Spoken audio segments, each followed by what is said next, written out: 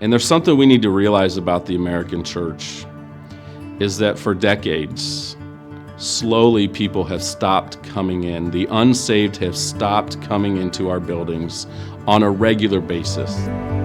And we need, as a church, to go out and be the church, and part of that is church planning, of going to those places where Jesus and the Spirit can lead us to meet people where they are and show them love and hope that comes straight from the Spirit, comes straight from Jesus.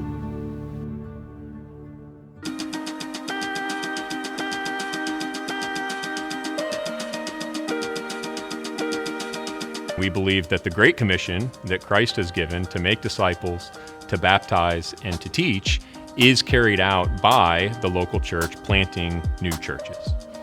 When we decided to plant the collective, we knew that on any given Sunday, anywhere between 60 and 70% of folks were not a part of any church community anywhere. And so we thought a fresh expression might be a way to connect with that demographic of people. And it wasn't just a aha moment, we need to plant a church. It was conversation after conversation, after cup of coffee after cup of coffee. How can we provide a place for people to meet and learn about the ways of Jesus, about his love, about his acceptance for all people in all time? As a whole, the unsaved are not attending our churches anymore.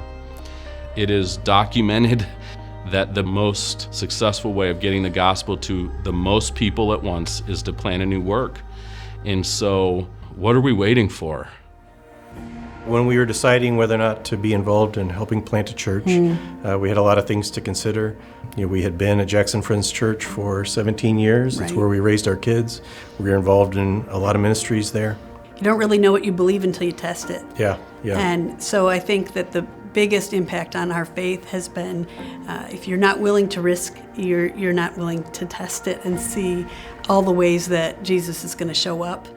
We are not expanding our own kingdom, but we are expanding God's kingdom. Let us still keep on sharing gospel. Let us have that passion to plant churches.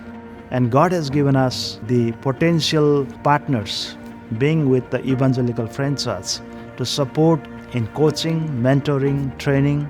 Let's start making our churches sending churches, raising people up specifically to plant new works. If God is calling you, just say yes. Obey him with your yes.